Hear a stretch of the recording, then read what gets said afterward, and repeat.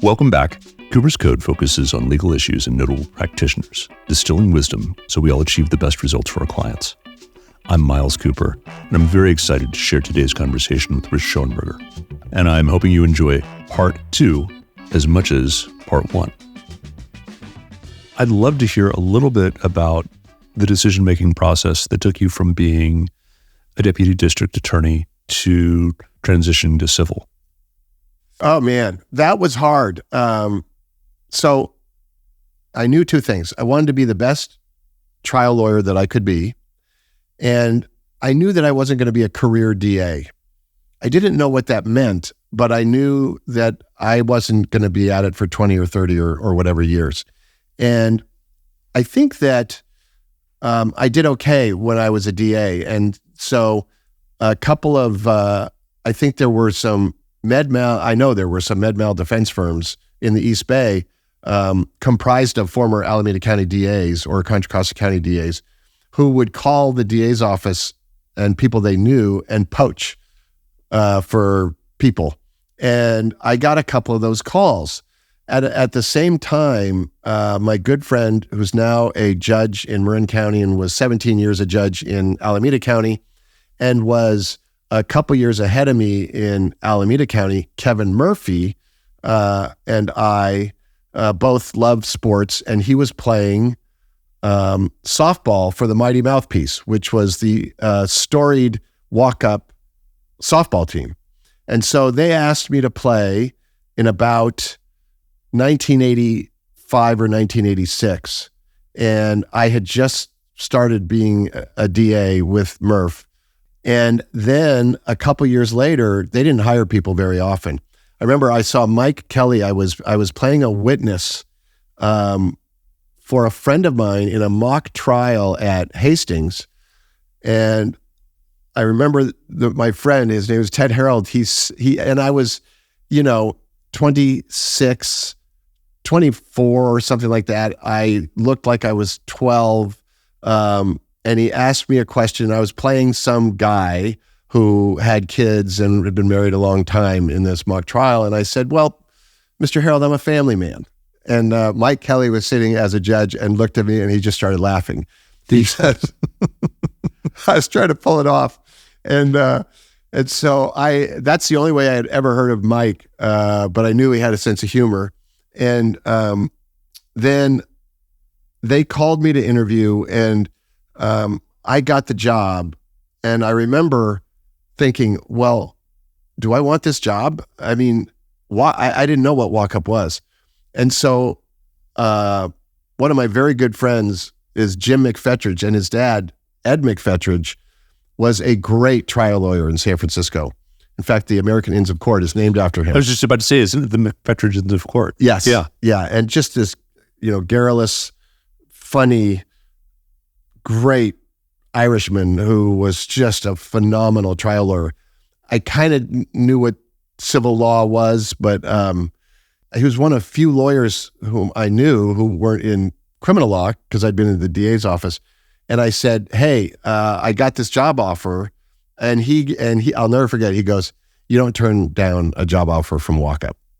And I went, really? And he goes, oh yeah, do not do that. And that was very, very instrumental in my saying, okay, I'm doing this. But I remember like falling asleep in a bathroom stall, because I was so unaccustomed to what the hell was going on my first couple months at Walkup. Can you unpack that a little? Sure. When I was at the DA's office, the desks were, metal with, etchings in them. I made my own copies. There was, in your closing argument, you're writing out the jury instruction on DUI. This thing would show up in front of the jury. And there is a repository of case law that you just know intuitively. A Pitch's motion, a Diaz case, the evidence, you just have it cold. I entered into this world that was civil law about which I had zero understanding, and it sort of scared the hell out of me. And so I just was really uptight for the first 6 months. I had no idea what I was doing until I realized, and this was the beauty of working at Walkup, and I think it remains that way. It's the same thing. I was a prosecutor bearing the burden of proof with the obligation to be offensive and to move the case, where I did not bill hours, where I represented deserving people in an environment of trial lawyers who were moving the ball. So there really was no difference, but it took me a while to figure that out. Once I figured it out, I was like, wow, this is great. And I did the same thing at Walkup. I tried, give me something, I'll go try it. I remember I tried a case in Lake County on behalf of a man who owned, but he was a Vietnam vet who had a brain injury, who was, as a result, not all there, and tripped and fell in his own yard. And a landscaper had mowed the lawn and moved some grass over a slight hole in the grass. And so he was suing the landscaper. It was a Dan Kelly case. And he goes, you want to go try this? I go, I'm sure. And so needless to say, it was a bit of a difficult case, but it was made more difficult by the fact that Ed Bronson Jr. had moved to Lakeport from San Francisco, Bronson McKinnon. He knew Judge Golden intimately well. At least half the people on the jury panel, including his secretary who had typed the trial brief, was in the panel. When asked, how many of you know Mr. Bronson? Virtually everybody raised their hand. He didn't wear a suit coat, he wore a leather jacket with a bolo, and was the epitome of Lakeport cool. And at one point, at 5 to 12, when the judge said, we're going to break for lunch, he said, Ed Bronson Jr. said to Judge Golden, are we still on for tennis? In front of the jury. They were playing at noon. So it was a great hometown. So I knew the fix was a little bit in. And I think the verdict, I think they were out enough to pick the foreman. It was a foreman in this instance before the verdict came in. It was 20 minutes. And I was like, I'm in the arena. I loved that. And I hated losing. And you can't but hurt when you lose, because you can't win if you don't believe. And if you believe, then your emotion's involved. And if your emotion's involved, then hurt can be involved. But I knew I was just learning. And it was, I think, my chutzpah, if that's the right word, of, he sort of will do whatever, that allowed them to allow me to try that Quackenbush case, which was, for me, the first case that got me to a place where I can really do this. It was such a formative case, both as a trial lawyer and as a father, and that's why I think of it the way that I do. Scott Quackenbush was 19 years old, and he's at a Giants game, and he owns a beautiful cherry Mustang convertible. It's his pride and joy.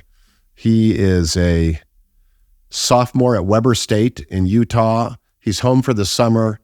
He loves the Giants. He's leaving Candlestick then in 1990, and his Mustang breaks down, and he's able to get AAA to come to him. And the driver, I remember his last name was Carter, took him to the San Bruno corridor between Silver and Paul, parallel to 101, and dropped him off at a closed Union 76 gas station at about 11 at night. And it turned out to be a pre-game gas station for Tongans who would go to a bar across the street, but they would start there. And he was dropped off right in the middle. And they approached him and started hassling him. He weighed about 120 pounds. He's about 5'10". And he went to a payphone and dialed 911. And famously or infamously, he is saying, "Come, they're beating me up," and hangs up. And the city operator gave it a priority 4 instead of a priority 1. And it became known as the 911 case because Scott went missing, and the theory that we advanced was that the city and county had failed, that a special relationship had been created, that they had a duty to come to his rescue. And had they gotten there and given it a priority 1, none of what happened would have happened. And we lost that in summary judgment. And it was very interesting because it was in the press, all over the press, and it was on TV, and the motion was on TV, and I'm, wearing an ill-fitting suit, and I'm 31 or 32 years old and confident in some abilities, lacking confidence in others, but thrilled that I'm trying this case. And I really, really got to know Bill Quackenbush very well. We lose the summary judgment, but we have the case against AAA and the driver, and that's where Bob Luft and Frank Kelly come in. Well, what happened to Scott Quackenbush? Scott was beaten about the face, none of which was fatal, but due to fight or flight syndrome, he aspirated on his own vomit. And he was climbing the fence that bordered this gas station, fell over, and died. And no one could find him. And his dad was tireless. It was the middle of his 3 children and Laura Quackenbush, whom he later married. And his dad was putting flyers all over the city. And it was a big deal. He was missing. And his dad found him. His dad finally sort of jumped, looked over the fence, and there he was. And I have said to myself, Monica was pregnant with Alex, our oldest, and came and watched my closing argument in November of 1992. Alex was born in March of 1993. And I know that I would have argued that case differently had Alex been alive. Because as you know, being a parent is a game-changing concept. But I remember arguing in rebuttal in that case that when we think about what our kids will be there for and what will be there for our kids, it is graduations and grandkids and new jobs and all of those milestones like birthdays. But really, what we want to be and what we expect them to be is there. Not therefore, just there. And I said it and I meant it, but I didn't feel it until my kids were born, And so that case, which was so emotional, the jury was out for 6 days in that case. And that was really, really hard. And they finally came in, I think the offer had been $100,000 or something like that. Or maybe there wasn't even an offer. I can't remember. It was very, very nothing. The driver, whose name was Carter, had testified in deposition at a preliminary hearing and at a criminal trial. At the criminal trial, Tom Norman prosecuted them at the criminal trial, the Tongans who had beaten Scott Quackenbush and who'd eventually been identified. And they were convicted. Tom Norman was the prosecutor in the Dan White case. Okay. And so they were convicted of involuntary manslaughter, in part because none of the blows were deadly. And I remember that I made a motion in limine in that trial because they kept calling them murderers as part of, the workup to the trial. And I said, they're not murderers. They're involuntary manslaughters. I made a motion in limine that they be called involuntary slaughterers. And that motion was granted. So they stopped doing that. But Carter had every single time he testified said, I left Scott Quackenbush in the parking lot or in the gas station. At trial, he said, I left Scott Quackenbush when he was on the phone, which was his way of saying, no, I protected him a little bit. I waited till he made a phone call and I figured someone was going to come get him, which was a lie. And yet all the notoriety of the 911 call, et cetera. And so I'm impeaching him by omission, and I get close to him and he is reeking of alcohol. And it was like, wow, that's a first for me to have a drunk witness. And I remember taking a break and I didn't ask him if he'd been drinking because I wanted the judge, my instinct said, get permission before you do that. And we went in chambers and he wouldn't let me do it because I didn't know enough and And, Frank had objected as he should have. But in some ways, it helped me because that would have explained his discrepancy in a way that might have actually explained his credibility lapse, and he didn't have that. So I actually think that was a very helpful fact in the case. But that case was so emotional for the jury that they finally came back and polling of the jury 8-4. And so they ran back in, and they didn't run back in, they retreated back to the jury room, and one of the jurors violently threw up because he was so uptight about the whole thing. And I'll say the numbers because it was a big thing then, but it just goes to show you about Prop 51. They gave a $1 million verdict, 25% against AAA, 75% against the manslaughterers for $250,000, which was a complete victory back in 1992, 8-4. They run back. They come back 3 hours later, 2.5 million, 10%. Same amount. Interesting. But I think this person felt it wasn't enough. Okay. And so they horse traded percentages for amounts. Wow. It was amazing. And you can only imagine how emotional that whole thing was because, it was just a big deal to have that responsibility on your shoulders of representing this man who lost his son with a criminal case that was so unsatisfying.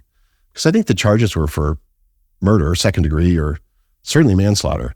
So the involuntary manslaughter was essentially a slap on the wrist. So it was just, for me, I had tried maybe 4 or 5 cases civilly before that, including I got to do the Sun Valley Mall airplane crash case that was really interesting with some great lawyers and watch them and learn from them. Jerry Stern being the one that I just adored watching him do his thing, and I got to do fun stuff. But that one was sort of my baby, and made me realize that this is a righteous business we're in. Because I wondered, going from the criminal cases where it felt so righteous, because as a prosecutor, you have discretion, and in Oakland we weren't prosecuting, drug users. It was big time serious stuff. And then I realized that this can be big time serious stuff. And it made me feel good about that. And I've sort of felt good about it ever since. You talked about being I'll say new father, even if your son was not born at the time. Yeah. One of the other things that, from an outsider's perspective, has been, well, I'll say impressive, has been your ability to balance being a tremendous trial lawyer while also being a tremendous father. And I would say, I think one of the challenges about trial law is that it can be all-consuming. And for some personalities, it can suck you in such a way where it can be hard to balance the two. And I know that you've been very involved in your kids' lives. I know just from looking at your bio that you coached over 30 of their sports teams. And I'd love to hear a little bit, have you share with our listeners a little bit, how you were able to do both. First of all, I would say that my record in those 30 years was way under 500. I want to make that perfectly clear. Secondly, I want to say that I'm not a woman, and I can't imagine how hard that would be to have that balance. I don't care if you're married to a stay-at-home dad or not. I hope that sounds okay. It's how I feel, and I feel very lucky to have had the support at home to be able to do what I did. Third, my dad's death was a cautionary tale for me. He was a wonderfully flawed person who drank, smoked, was generous to a fault, and stressed too much. And I think that led in many ways to his early death. And I wasn't about to, although I suffer a little bit from health anxiety because of it, I think, my goal has been not to be stressed to the point where it affects my health. And believe me when I say it, although I'm hearing myself say it, I didn't want my kids to feel the same way I felt of losing a parent young. It sounds like he taught you tremendous integrity. Was he a lawyer? No, he was not. He's a salesperson for Sonoma Electric Company, and then came out here without a job in 1972 and became a commercial real estate broker. And when he died in 1984, had all of a sudden become very, very good. And we were sort of riding a difficult financial ship, and it was very awful for my mom. And but no, he was really smart and loved reading and the law in his way and those sorts of things. But I don't know actually why I became a lawyer, other than the fact that I was either going to be a bad actor or a lawyer. I think was sort of the way I was leaning, because I'm a ham. And so I don't really know what pushed me there. I just was inexorably drawn there. But he was a big influence on me, and in positive and negative ways. And so I remember George Carlin, it was sort of a routine where he had a kid and somebody goes up to him and goes, what you got there? And he goes, I got a kid. And he goes, well, what you going to do with him? And he goes, I'm going to raise him. And that's kind of how I felt, is that I got him, I'm going to raise him. I'm going to be there. And so I'm going to be there. You know, I mean, that to me was, I'd never wanted not to be able to say that I was there. And so I sort of happened upon a profession where efficiency helps, where you don't bill hours, you don't divide your day into little pieces. There's nothing wrong with that. I know that sounds sort of defensive for my brethren and sisters on the other side, but knowing that I can look for short hairs and pull, and that of the things that tons of things I'm not good at, things I'm pretty good at is issue spotting, finding vulnerability, and not letting go. And so you can do that efficiently. And that's what I realized, is that if you're efficient, you don't have to work till midnight.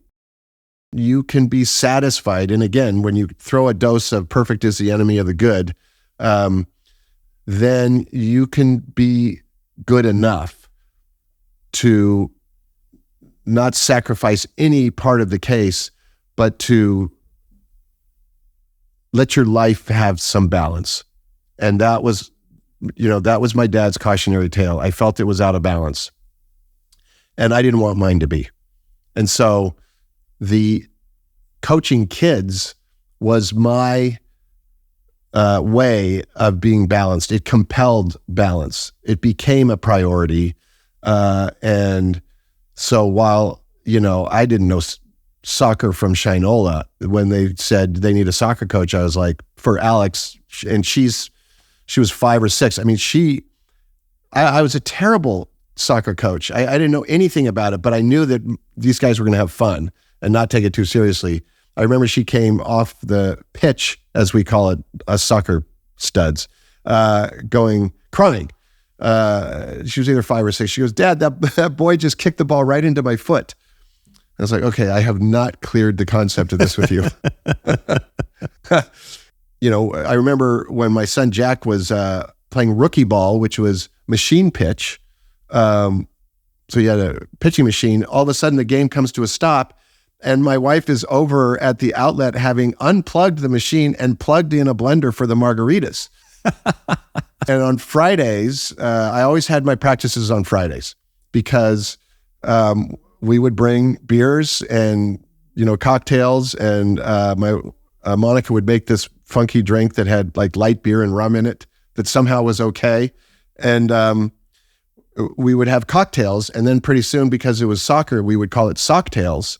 And so then it's as much as I could for all of my kids, I coached on Friday afternoons. Basketball was a little tougher, but baseball, softball, soccer, Friday afternoons, those socktail time.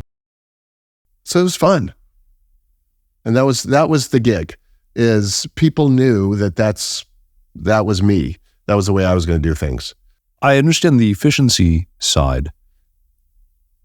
Did you purposefully take on a lighter caseload or postpone some of your involvement? And I want to be clear, you've been very involved in leadership in the American Board of Trial Advocates and in other ways in terms of giving back to the community. Did you postpone any of those things while your kids were being raised as far as that being a focus?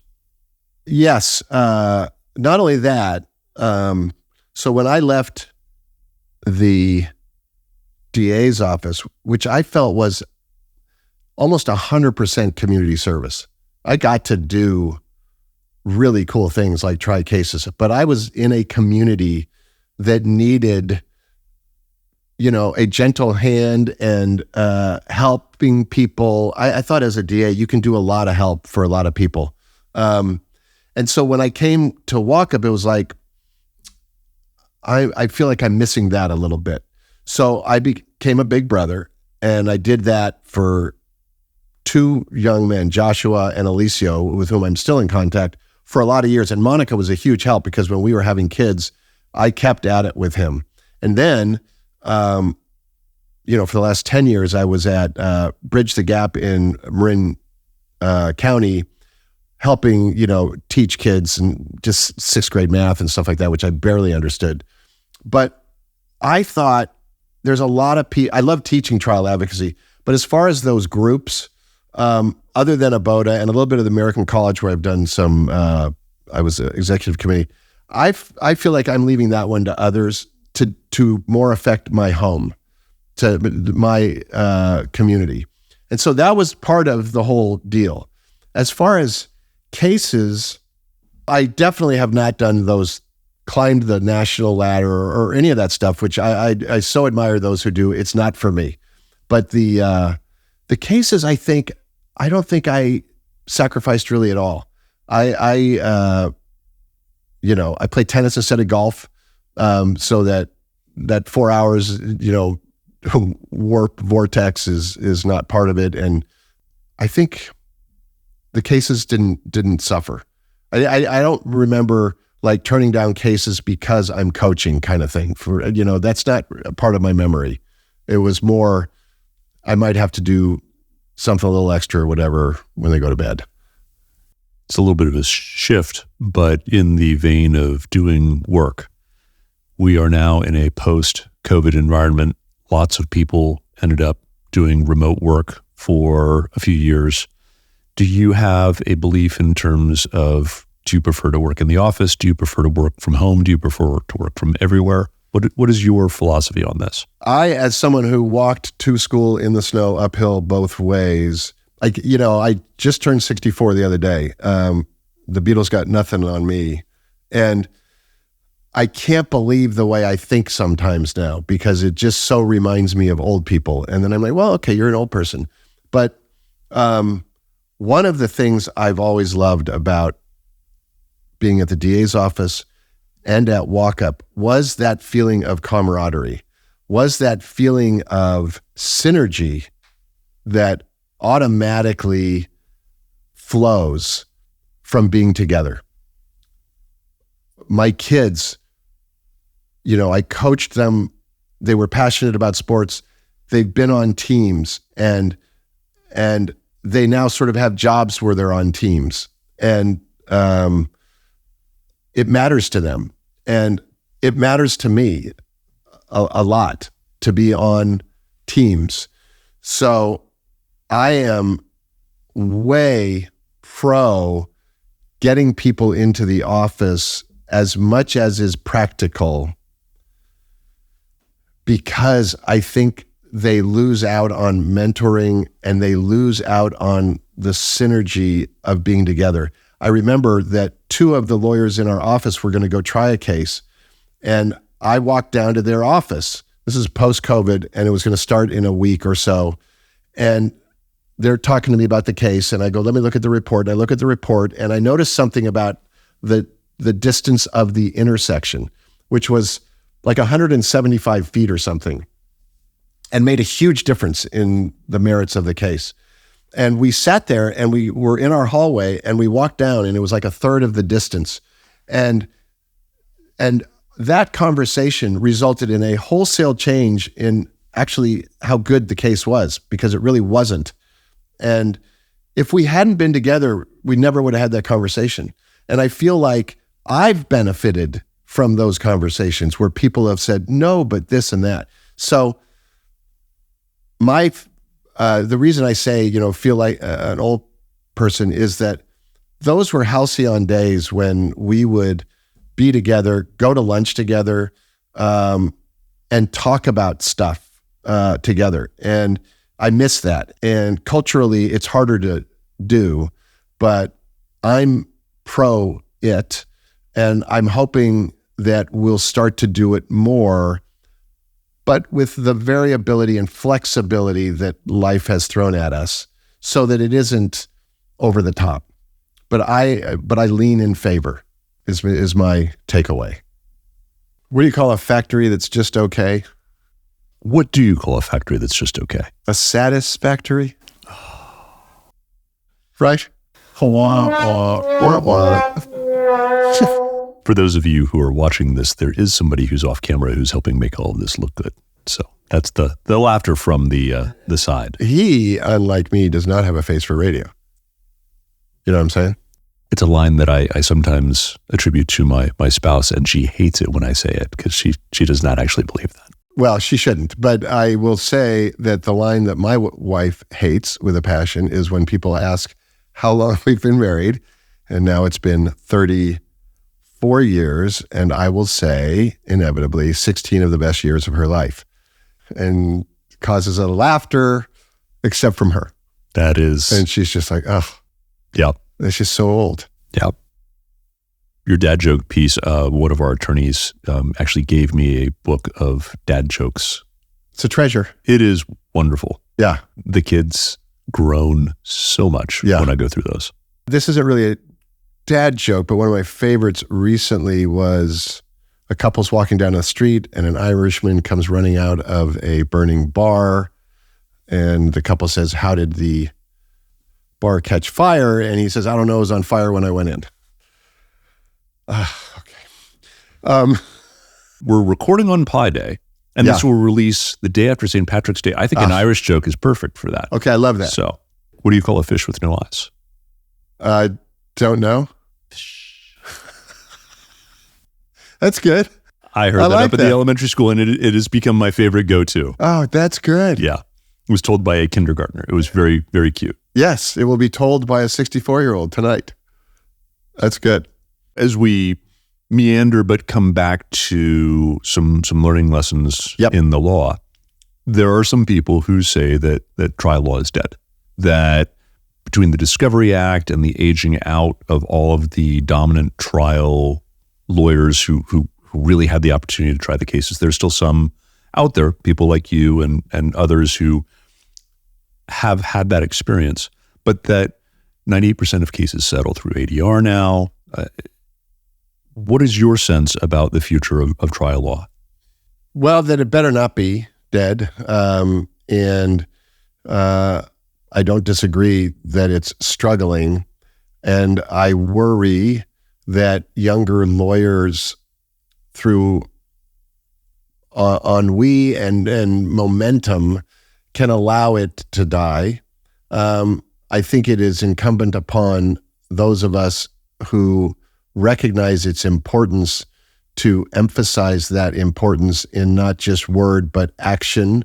And I think that if you want to trivialize the First through the 10th Amendments, go ahead and do so. I choose not to. I think the 7th is as important as the 6th, as important as the 5th, as important as the 1st. And so I think it almost starts with people recognizing that it is enshrined in the 7th Amendment for a reason, and that a jury of one's peers separates us from most countries in a way that we want to be separated. So at our firm, we're trying to do something about it. At Alameda, I am trying to do something about it. I think that not only are there younger trial lawyers who aren't as interested in trying cases, I think there's far too many judges who haven't been trial lawyers. And so then that feeds on itself a little bit. But just like anything, the more you keep talking about something, the more you visualize it, the more it's going to happen. And so I think we just need to be talking trial more. I think that we need to be talking trial among us lawyers. I think we need to go talk to judges and let them know that trying a case is not a mistake, that some cases need to get tried. There is, within our statutory scheme in this state, a means called an expedited jury trial of getting cases to trial flexibly with the potential for a high-low that protects everyone.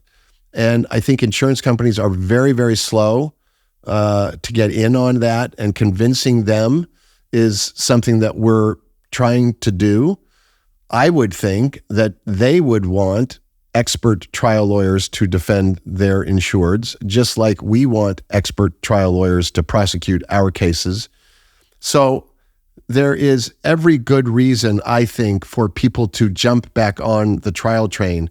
And frankly, if you're a judge, and we hear all the time, you're a member of ABOTA, I'm a member of ABOTA, and judges all the time say, I love it when we have ABOTA lawyers. Well, you're not going to have ABOTA lawyers unless lawyers try cases. And you're not going to know value unless cases get tried. So it's a win-win for you. Plus, I think trial lawyers become more efficient, and you won't have as many discovery battles by people who don't know what they're doing and they don't know what's important because they haven't tried cases. There's a ton of good reasons why trials can make a comeback. But if we do nothing, they won't. And so I choose to do something. Are you in a position to talk at all about what Walkup is doing or what ABOTA is looking into doing to help promote the jury trial, make sure that younger lawyers have those opportunities, recognizing that the risks of trial and the costs of trial are part of what impede the ability to try cases these days? Yeah, I mean, not only in a position, but trying to trumpet it. We have a website at Walkup called walkupteamup.org that I would encourage everyone to look at, where we are offering solos, small firms, etc., to fund their cases when settlements stall, to encourage them not to get lowballed so that their cases do get tried. We're going to pay up to $25,000 of costs for them. All we ask is that a lawyer from our firm try the case with them, which I think most people would welcome. And they have access to our motions in limine database, to folks like Mike Kelly or me to talk strategy, because we want them. And it is not a marketing device. It is in essence a reverse pro bono thing. I mean, we're willing to spend money to save jury trials and to get people to try cases with some protection. And you're right, costs are high. But ideally, people can just agree to disagree and let a jury decide and maybe enter into a high-low. So that's the thing we're doing at Walkup, and we're having mixed success. We want to get it out more. I've actually spoken with the new president of SFTLA, Sandy Rivera, who was enthusiastic in her response of helping to broaden that. If other firms did the same thing, we're all for it. The idea is for all boats to float with rising tides. And so with ABOTA, I sort of approached our executive committee and said, we got to do something. And so we've started a committee. We just met a couple weeks ago with those judges in ABOTA who are also in ABOTA. And they had some great ideas. We are going to meet with all of the presiding judges throughout the Bay Area and talk about ways to get people to trial. So we're into it. You brought up expedited jury trials. Have you had any success in your firm being able, either with Walkup Team Up or other cases, where you've been able to use the expedited jury trial process? No. We have tried with a number of cases, and the insurance companies won't buy into it. There's a lawyer named Mike McGuire down in Southern California who had State Farm as his client and was very wildly successful in getting them to do expedited jury trials down there. So we've actually reached out to him and are going to be speaking with him this week about that very thing. I believe it was 10, 12 years ago when the expedited jury trial process was first coming about. I was very excited. I remember talking to Mike about it. And back then I was actually able to convince a Geico lawyer, Ed Hockyard, into doing one. And just a rally cry to how amazing the process is. The expedited jury trial, I don't know that I've ever been as prepared for a trial as I was for that, because the time limits, you talk about that efficiency side, the jurors loved it. I had to be more on my game than any other case because it was like a chess clock. And yep, it was a blast. And I wish there were more opportunities to try those types of cases. I've run into the same trouble that it sounds like you have, where the carriers are not as interested in going down that path. Yeah, one of the ideas that I have is actually when we go meet with these presiding judges to bring them a copy of it and actually encourage them to hand out copies to litigants so that they have it fresh in mind. I also think that if you emphasize the high-low part of it, and more importantly, the flexibility inherent within it. It has 21 days before you do X. Not if you agree otherwise. You can do whatever you want, but then you have these nice time limits that you can expand if you want, but you don't have to, of 6 hours to pick the jury or 4 hours to pick the jury, and then you've got a day and a half to put on the case or 2 or whatever. You can make it what you want, but it just sort of spurs you on toward trial. And like I said, not only does talking about trial cause people to think about it more, but you try that first case, and that's happened with a couple of Walkup team-up cases. They get tried, and all of a sudden, the lawyers catch the bug, and they feel it, and they want to do it again because of that feeling I was describing that is just such a rush, that you're doing something hard and real and interesting and fun and scary, and you survived. And that's what I love about it. So you're giving people the malady. Yeah. Bring it full circle. Yeah. Your comment about the malady, there's a great book that I just finished called High Sierra is a Love Affair. And I will not remember the author, he talks a little bit about how he's always been a hiker, never a climber. And it wasn't until he watched Meru that he understood that climbing mountains with its high fatality rate is like a congenital deformity in certain ways. These are people who are just driven to do it, even having families, even knowing that so many people die doing it. And I liked it. I liked it because I feel it's analogous to many different situations. People are just drawn to it. Mm-hmm. And I'm bringing this full circle because I think you're absolutely right. For some people in the trial law context, they get that taste, and it is a feeling like no other in terms of being able to tell your client's story and being alive and electric in that room. Yeah, it's living. And I don't live on a mountain, and I don't parachute or bungee jump or do that many thrill-seeking things. And when I play sports now, I almost don't keep score. I just love the activity, because the arena for me is the trial work. And I don't get to do it as much, but we're constantly representing people who need us. And having done it, you get great results for them. And so I'm still a huge believer that the best way to get the best results for your clients is to show people that you're not afraid to be in the courtroom. And I will always believe that. And maybe it won't be true anymore if nobody cares about being in the courtroom. But I think that cudgel is an important one still. And I hope it always remains as such. So I really want that for the lawyers in our office, but I want it for everybody, in the Bay Area. I think they try a lot more cases in LA than we do up here. And there's no good reason for that. We can do it too and should do it. In some ways, we're going to lose out to, LA firms coming up here and trying cases if we don't. So come on, people.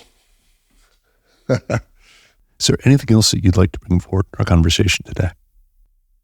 I think this is such a noble profession when we have an opportunity to do this stuff. And I'm really proud to be part of it. The lawyers around here are amazing. And so I love learning from them, and I love seeing how creative we are and what impacts we make. I'm not political by nature, but to see those colleagues of mine who are, and up in Sacramento making changes, and it's a profession that really, really makes a difference. So I think it'll continue to make a difference so long as we try cases. And so that's my thought.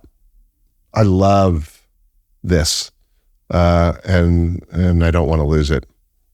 Well, and I think by putting your efforts and your firm's efforts and the greater community's efforts behind it, that will ensure that it continues. Hope so. Very much. Yeah. Well, Rich, thank you very much for being here today. Yeah, my pleasure. Thank you for being, so nice and gentle with me. It was great. Easy material to work with. And thank you for listening today. Please email us at podcast@coopers.law with questions, comments, feedback, and suggestions. Like what you heard? Share us with a colleague and leave us a 5-star review on Apple Podcasts. To all of you doing justice out there, happy hunting.